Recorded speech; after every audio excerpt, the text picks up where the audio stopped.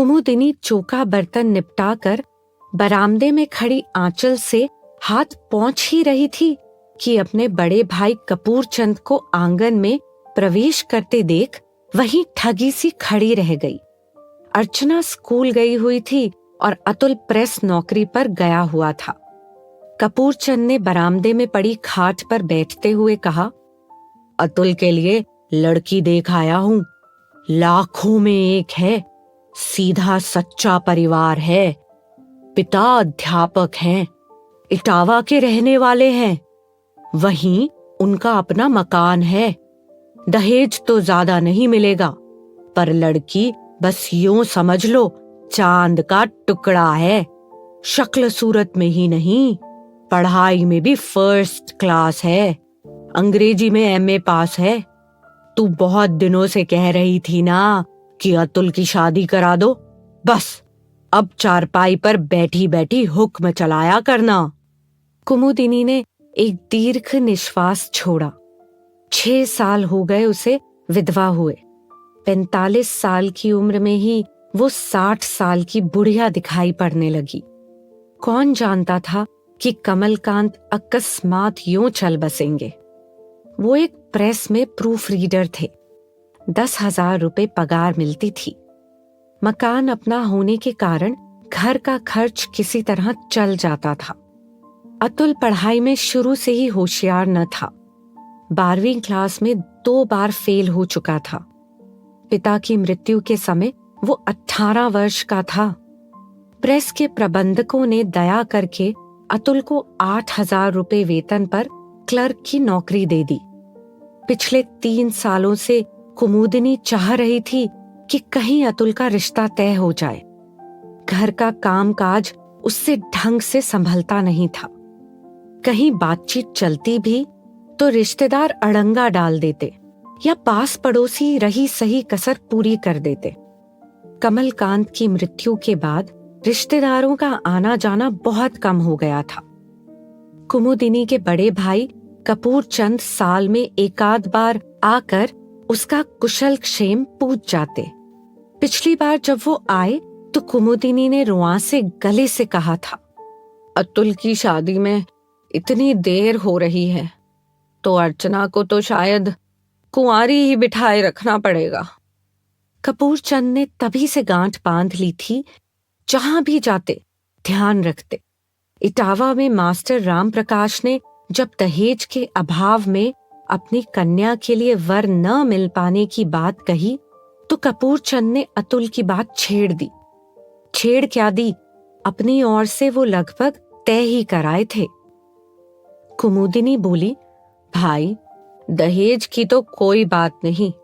अतुल के पिता तो दहेज के सदा खिलाफ थे, पर अपना अतुल तो कुल मैट्रिक पास है। कपूर चंद ने इस तरफ ध्यान ही नहीं दिया था, पर अब अपनी बात रखते हुए बोले, पढ़ाई का क्या है, नौकरी आजकल किसे मिलती है। अच्छे अच्छे डबल एमए जूते चटकाते फिरते हैं। फिर शक्ल सूरत में हमारा अतुल कौन सा बेपढ़ा लगता है। रविवार को कुमुदिनी कपूर चंद के साथ अतुल और अर्चना को लेकर लड़की देखने इटावा पहुंची। लड़की वास्तव में हीरा थी। कुमुदिनी की तो उस पर नजर ही नहीं ठहरती थी। बड़ी बड़ी आंखें, लंबे बाल, गोरा रंग, छरहरा शरीर, सरल स्वभाव और मृदुभाषी। चल पान और इधर उधर की बातों के बाद लड़की वाले अतुल के परिवार वालों को आपस में सलाह मशवरे का मौका देने के लिए एक एक करके खिसक गए। अतुल घर से सोच कर चला था कि लड़की में कोई ना कोई कमी निकालकर मना कर दूंगा। एमए पास लड़की से विवाह करने में वो हिचकिचा रहा था, पर निवेदिता को देखकर तो उसे स्वयं से ईर्ष्या होने लगी। अर्चना का मन कर रहा था कि चट मंगनी पट ब्याह करा के भाभी को अभी अपने साथ आगरा लेती चले। कुमुदिनी को भी कहीं कोई कसर दिखाई नहीं दी, पर वो सोच रही थी कि ये लड़की घर के कामकाज में उसका हाथ क्या बटा पाएगी। कपूर चंद ने जब प्रश्नवाचक दृष्टि से कुमुदिनी की ओर देखा तो वो सहज होती हुई बोली, भाई इन लोगों से भी तो पूछ लो कि उन्हें लड़का भी पसंद है या नहीं। अतुल की पढ़ाई के बारे में भी बता दो, बाद में कोई ये ना कहे कि हमें धोखे में रखा। कपूर चंद उठकर भीतर गए। वहां लड़के के संबंध में ही बात हो रही थी। लड़का सबको पसंद था। निवेदिता की भी मौन स्वीकृति थी। कपूर चंद ने जब अतुल की पढ़ाई का उल्लेख किया तो राम प्रकाश के मुख से एकदम निकला, ऐसा लगता तो नहीं है। फिर अपना निर्णय देते हुए बोले, मेरे कितने ही एमए पास विद्यार्थी कई कई साल से बेकार हैं। चपरासी तक की नौकरी के लिए अप्लाई कर चुके हैं, पर अधिक पढ़े लिखे होने के कारण वहां से भी कोई इंटरव्यू के लिए नहीं बुलाता। निवेदिता की मां को भी कोई आपत्ति नहीं थी। हाँ, निवेदिता के मुख पर पल भर को शिकन अवश्य आई, पर फिर तत्काल ही वो बोल उठी, जैसा तुम ठीक समझो मां। शायद उसे अपने परिवार की सीमाएं ज्ञात थीं और वो हल होती हुई समस्या को फिर से मुश्किल पहेली नहीं बनाना चाहती थी। कपूर चंद के साथ राम प्रकाश भी बाहर आ गए। समधिन से बोले, आपने क्या फैसला किया? कुमुदिनी बोली, लड़की तो आपकी हीरा है, पर उसके योग्य राज मुकुट तो हमारे पास है नहीं। राम प्रकाश गदगद होते हुए बोले, गुदड़ी में ही लाल सुरक्षित रहता है। कुमुदिनी ने बाजार से मिठाई और नारियल मंगाकर निवेदिता की गोद भर दी। अपनी उंगली में से एक नई अंगूठी निकालकर निवेदिता की उंगली में पहना दी। रिश्ता पक्का हो गया। 3 महीने के बाद उनका विवाह हो गया। मास्टर जी ने बारातियों की खातिरदारी बहुत अच्छी की थी। निवेदिता को भी उन्होंने गृहस्थी की सभी आवश्यक वस्तुएं दी थीं। शादी के बाद निवेदिता 1 सप्ताह ससुराल में रही। बड़े आनंद में समय बीता। सबने उसे हाथों हाथ लिया। जो देखता प्रभावित हो जाता। अपनी इतनी प्रशंसा निवेदिता ने पूरे जीवन में नहीं सुनी थी, पर एक ही बात उसे अखरी थी, अतुल का उसके सम्मुख निरीह बने रहना, हर बात में संकोच करना और सकुचाना। अधिकार पूर्वक वो कुछ कहता ही नहीं था। समर्पण की बेला में उसने ही जैसे स्वयं को लुटा दिया था। अतुल तो हर बात में आज्ञा की प्रतीक्षा करता रहता था। पत्नी से कम पढ़ा होने से अतुल में इन दिनों एक हीन भावना घर कर गई थी। हर बात में उसे लगता कि कहीं ये उसका गंवारपन ना समझा जाए। वो बहुत कम बोलता और खोया खोया रहता। 1 महीने बाद जब निवेदिता दोबारा ससुराल आई तो विवाह की धूमधाम समाप्त हो चुकी थी। इस बीच तमाशा देखने के शौकीन कुमुदिनी और अतुल के कानों में सैकड़ों तरह की बातें फूंक चुके थे। कुमुदिनी से किसी ने कहा, बहू की सुंदरता को चाटोगी क्या? पढ़ी लिखी तो है, पर फली भी नहीं फोड़ने की। कोई बोला, कल ही पति को लेकर अलग हो जाएगी, वो क्या तेरी चाकरी करेगी? किसी ने कहा, पढ़ी लिखी लड़कियां घर के काम से मतलब नहीं रखती, इनसे तो बस फैशन और सिनेमा की बातें करा लो, तुम माँ बेटी खटा करना। किसी ने टिप्पणी दी, तुम तो बस रूप पर रीझ गई, नकदी के नाम क्या मिला, ठेंगा। कल को तुम्हें भी तो अर्चना के हाथ पीले करने हैं। किसी ने कहा, अतुल को समझा देना, तनख्वाह तुम्हारे ही हाथ पर लाकर रखे। किसी ने सलाह दी, बहू को शुरू से ही रोब में रखना, हमारी तुम्हारी जैसी बहुएं अब नहीं आती हैं, खेले खाए होते हैं। गरज ये कि जितने मुंह उतनी ही बातें। पड़ोसिनी और सहेलियों ने न जाने कहां-कहां के झूठे सच्चे किस्से सुनाकर कुमुदिनी को जैसे महाभारत के लिए तैयार कर दिया। वो भी सोचने लगी, इतनी पढ़ी लिखी लड़की नहीं लेनी चाहिए थी। उधर अतुल कुछ तो स्वयं हीन भावना से ग्रस्त था, कुछ साथियों ने फिक्रे कस कस कर परेशान कर दिया। मियाँ, तुम्हें तो हिज्जे कर कर के बोलना पड़ता होगा। कोई कहता, भाई सूरत ही सूरत है या सीरत भी है। कोई कहता, अजी शर्म हया तो सब कॉलेज की पढ़ाई में विदा हो जाती है, वो तो अतुल को भी चौराहे पर बेच आएगी। दूसरा कंधे पर हाथ रखकर धीरे से कान में फुसफुसाया, यार हाथ भी रखने देती है कि नहीं। निवेदिता जब दोबारा ससुराल आई तो माँ बेटे किसी अप्रत्याशित घटना की कल्पना कर रहे थे। रह रहकर दोनों का कलेजा धड़क जाता था और वो अपने निर्णय पर सकपका जाते थे। वास्तव में हुआ भी अप्रत्याशित ही। हाथों में मेहंदी छूटी नहीं थी कि निवेदिता कमर कसकर घर के कामों में जुट गई। झाड़ू लगाना और बर्तन मांजने जैसे काम उसने अपने मायके में कभी नहीं किए थे, पर यहाँ वो बिना संकोच के सभी काम करती थी।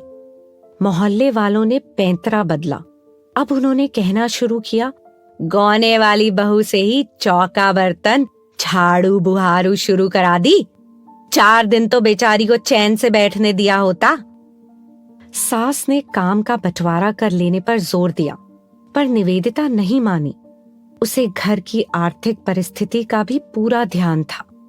इसलिए जब कुमुदिनी एक दिन घर का काम करने के लिए किसी नौकरानी को पकड़ लाई तो निवेदिता इस शर्त पर उसे रखने को तैयार हुई कि अर्चना की ट्यूशन की छुट्टी कर दी जाए, वो उसे स्वयं पढ़ाएगी। अर्चना हाई स्कूल की परीक्षा दे रही थी। छमाही परीक्षा में वो अंग्रेजी और संस्कृत में फेल थी, सो अतुल ने उसे घर में पढ़ाने के लिए एक सस्ता सा मास्टर रख दिया था। मास्टर केवल बीए पास था और पढ़ाते समय उसकी कई गलतियां खुद निवेदिता ने महसूस की थी। 800 रुपए का ट्यूशन छुड़ाकर नौकरानी को 500 रुपए देना महंगा सौदा भी नहीं था। निवेदिता के पढ़ाने का तरीका इतना अच्छा था कि अर्चना भी खुश थी। 1 महीने में ही अर्चना की गिनती क्लास की अच्छी लड़कियों में होने लगी। जब सहेलियों ने उसकी सफलता का रहस्य पूछा तो उसने भाभी की भूरी भूरी प्रशंसा की। थोड़े ही दिनों में मोहल्ले की कई लड़कियों ने निवेदिता से ट्यूशन पढ़ना शुरू कर दिया। कुमुदिनी को पहले तो कुछ संकोच हुआ, पर बढ़ती हुई महंगाई में घर आती लक्ष्मी लौटाने को मन नहीं हुआ। सोचा बहू का हाथ खर्च ही निकल आएगा। अतुल की बंधी बंधाई तनख्वाह में कहाँ तक काम चलता। गर्मी की छुट्टियों में ट्यूशन बंद हो गए। इन दिनों अतुल अपनी छुट्टी के बाद प्रेस में 2 घंटे हिंदी के प्रूफ देखा करता था। एक रात निवेदिता ने उससे कहा कि वो प्रूफ घर ले आया करे और सुबह जाते समय ले जाया करे। कोई जरूरी काम हो तो रात को घूमते हुए जाकर वहां दे आए।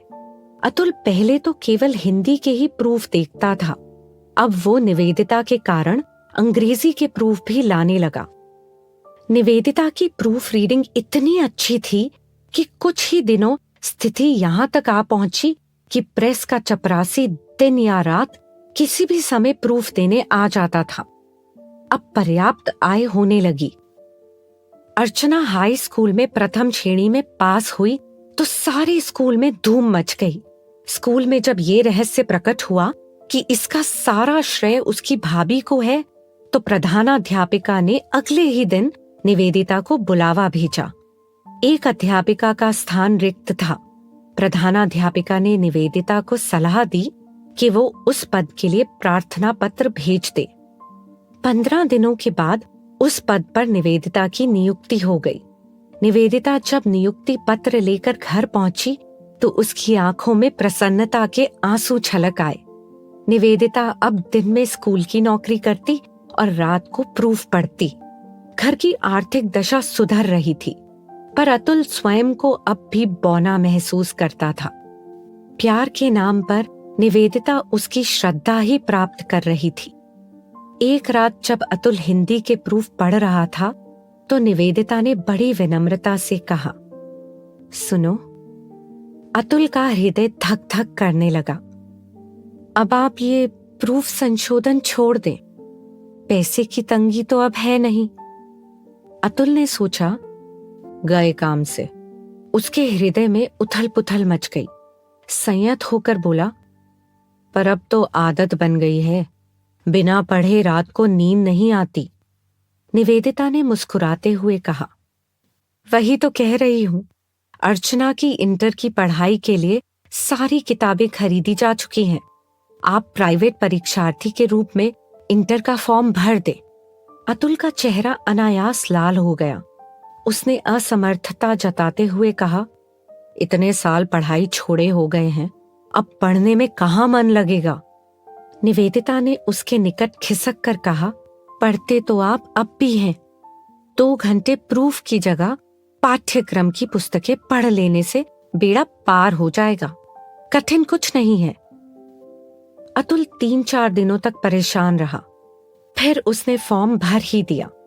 पहले तो पढ़ने में मन नहीं लगा, पर निवेदिता प्रत्येक विषय को इतना सरल बना देती कि अतुल का खोया आत्मविश्वास लौटने लगा था। साथी ताना देते, कोई कोई उससे कहता कि वो तो पूरी तरह जोरू का गुलाम हो गया है।